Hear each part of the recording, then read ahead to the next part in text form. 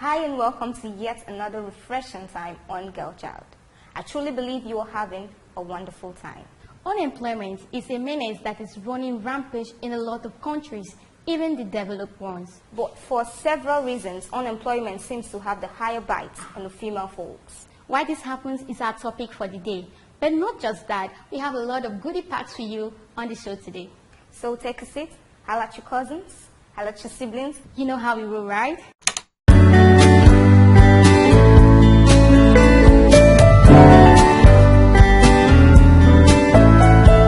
In the 19th century, J. Marion Sims, the father of gynecology himself, advocated the practice of female genital mutilation as a way of preventing masturbation, female homosexuality, and promiscuity. Fast forward a few centuries and the apparent demerit of this practice lie bare for all to see.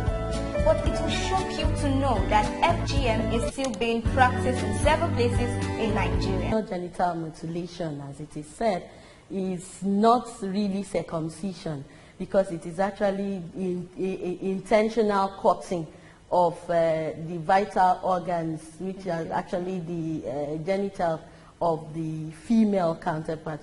And I see it as something that is very, very wrong. Though people have justification for what they are doing and all of that, talking about fidelity, talking about faithfulness when the person is actually married.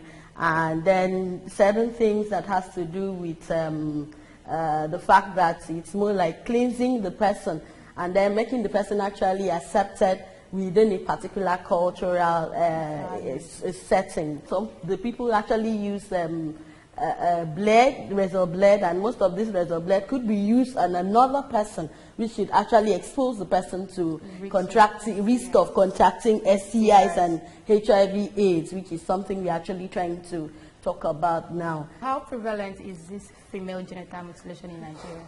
Okay, for now, it has been something that has continued a lot in lots of communities, but it is actually in a low key. Because when they're doing it in communities, they have a cultural practice, a kind of festival that is done to cover up. So behind it is the FGM practice. Doing practice in where they are not civilized, places that they are not being civilized.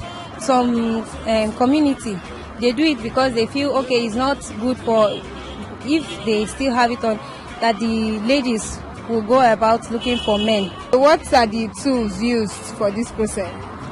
They use something like scissors, razor. Scissors is being used and razor. In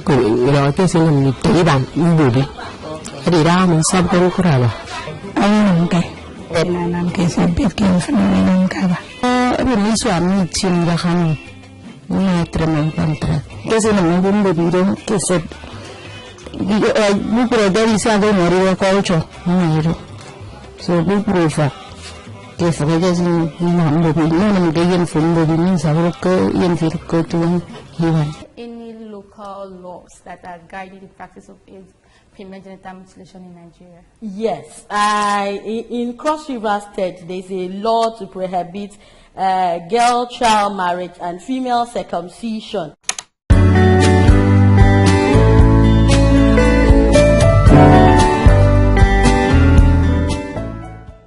Today on the show, we'll be looking at female unemployment, and we have a lady whose job is to empower young people for gainful employment. And she's no other person than Emilia Ayo of the Bridge Leadership Foundation.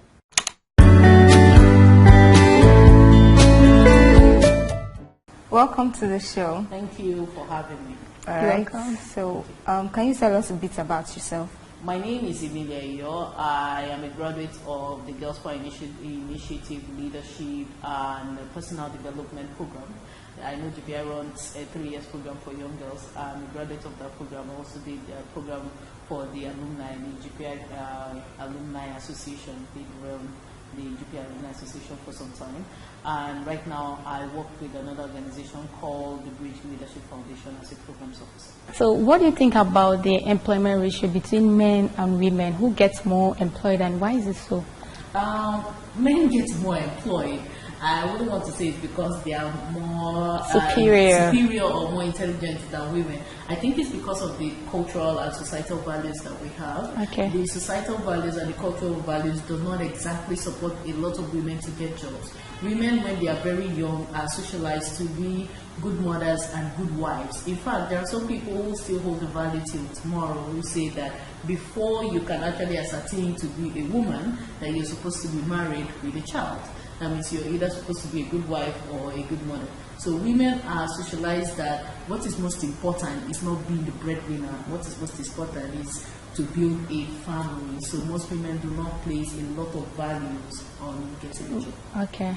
All right, so does it only happen in Nigeria or other countries? No, it does cut across the world. It's not happening in Nigeria. It cuts across the world. It cuts across Africa. Let's start from Africa. Africa till now, there are some parts of Africa that believes that women should not even go to school. And of course, in some parts of the Europe and some parts of the USA, they do not have some policies, office policies that support women who want to take up jobs. Like some European countries do not have maternity leaves. Right. So if you want to have a family, you have to leave your job to go and have a family. All right. So in case of unemployment, between the male and the female, who is more vulnerable? Of course, it's the female that is more vulnerable. It's the female who is encouraged from when she's very young that having a job and being a breadwinner or being financially independent is not important. What is important is having a man and having a child. I am not saying this is a general term. That means I'm not saying that this is what everybody says, but culturally speaking and societal speaking, yes, to a large extent, either straightforward or somehow being literally pressured, that's what women are told, that if you're a good woman, you would get married and you would have a child and you would be fulfilled. So having identified all of these problems, what do you think the government or maybe companies can do to help improve the unemployment prospects among women folks? I think for some of the companies who do not have good maternity leave policy to start with, can have those kinds of policy, because women, of course, who decide to get married and do have a child, should have some policies that should give them that flexibility to be able to give birth, have a child, and come back to work. That's one. Two, women should also be given some form of quota. I think to meet up for now, since we don't have a lot of women, we could go all out to say we would love to have a woman to take up a particular job. And I also think that some of the things that make women not take up jobs is because we segment in our heads the kinds of jobs that women should do. There are some roles that we believe women should not play. Sometimes we say women should not be drivers, or women should not be carpenters, mechanics and things like that. But if women were open to women doing all these jobs, we would have even more roles. So we need to be open that women can do technical jobs, can open more roles for women. I want to commend some organizations that I know that would put an advert and say we are recruiting for so and so posts, and we strongly want women to apply. Those kinds of things. Funny enough, we don't have that in Nigeria. No, we do. I think Action Aid, I can tell you Action Aid is doing that. Okay. There are some organizations that are coming in now, and when they are taking up employment, they say we strongly encourage women to apply. And those kinds of things, I believe, if more companies did that, we would have much more women being employed. And I also think one of the basic things is we should go back home. We shouldn't just tell women, you have to be a woman, you have to be a mother, or you have to be a woman. And I think the parents really have a role to play here. That's where I'm going to. That we, not just our parents, the society as a whole, that if women were encouraged to be financially independent, and you cannot be financially independent if you don't get educated, then Exactly. you get a job. So it starts from when you're at home. You know that when you're through from school, you need to find a job. So women would then get employed. Maybe they could get skills too, you know. Yes, of course. They can have skills that can make them financially independent. So sometimes it's also not about having a job. It's also about even starting a business. We talk about the business for how many women are. Okay, that will bring me to the question of having the girl educated. What's the relationship between the girl education and employment? Because the relationship, they are just like adjoined together. If you're not really educated, you might probably not get a corporate job. But sometimes technical jobs too are very, very, very important. That for you to get some form of literacy. So that's what we always have this little argument about. Is it the university education that really means education? This is or actually education really as a whole.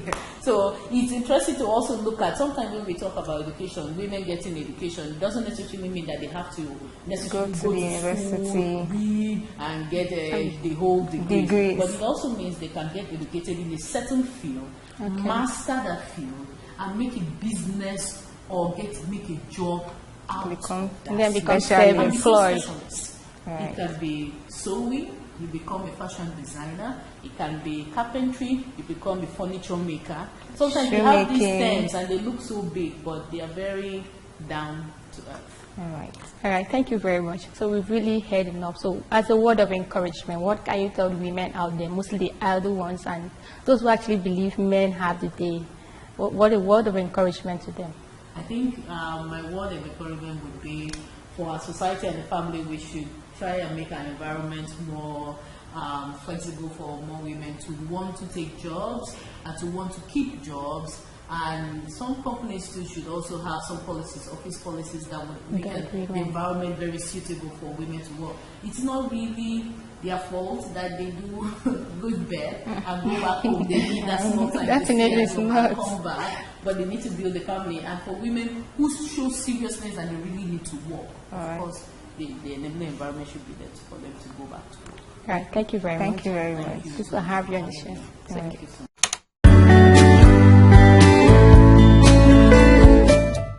At this point, we will head to the streets to find out people's opinion about why unemployment seems to affect women more.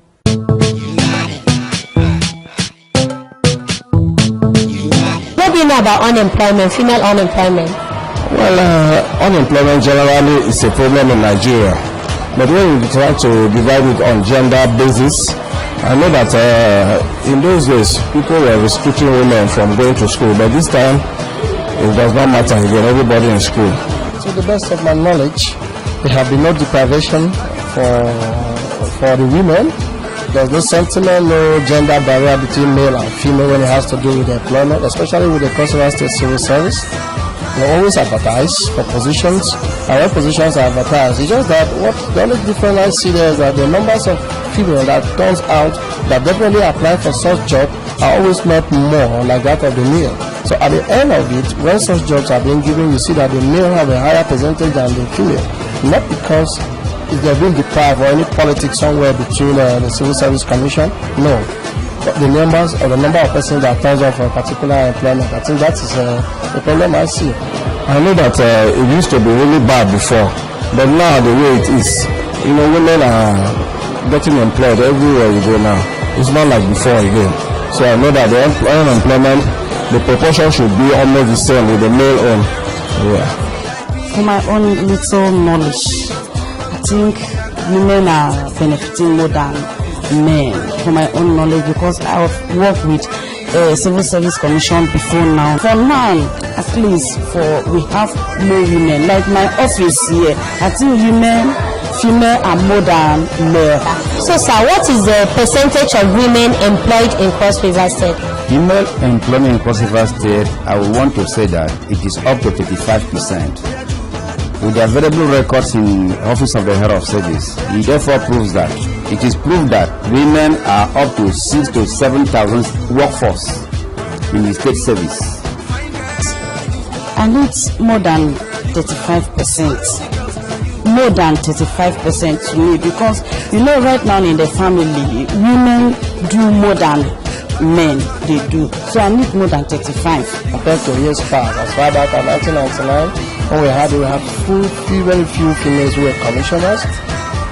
And then in 2003, we had few females who were also SAs to the governor and also commissioners, and as well as chairman of council and then vice chairman and council. But today, this 2011 till date, there have been an increasing number. I can just agree that there's a geometrical increase from 2 to 4, 4 to 6 that I see amongst female occupying political offices today. Because today I can assure you that we have about 16 females who are vice chairman of council. I have about 4 females who are chairman of council in the council. I don't think there's any other state that has such a number. So the females of Cross River State are properly taken care of, I think, by my knowledge. In Cross River State, I can talk of Abi, where a woman is the chairperson there, and the vice chairman too is a woman. In my own local government area, Goja, we have a woman, Mrs. Rita Ayim. She's the chairman there. So you can see that these things are changing. Maybe some few years back, you wouldn't just think of such a thing. But today it's happening, even in offices, permanent secretaries, commissioners. So in every field, you see that there are females there. It's not only, so at least the proportion is big now.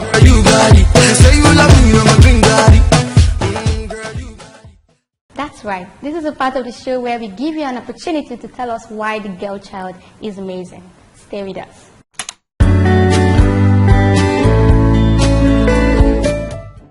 A girl child is amazing because of the way we were created. We were uniquely created by God. The girl child is amazing because a girl child is unique in making choices and decisions.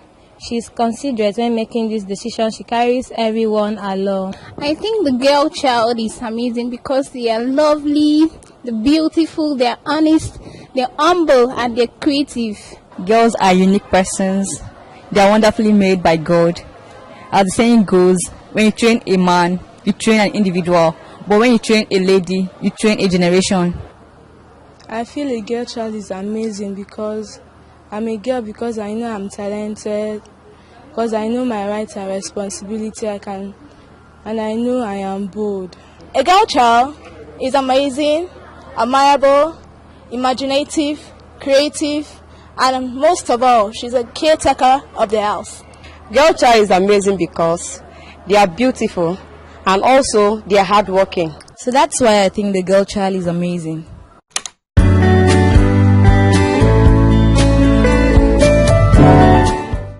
And we have come to the end of the show today, and we sincerely hope that we made it worth every bit of your time. Tune in again for more girl child goodies. Same place, same time, next time. Bye-bye.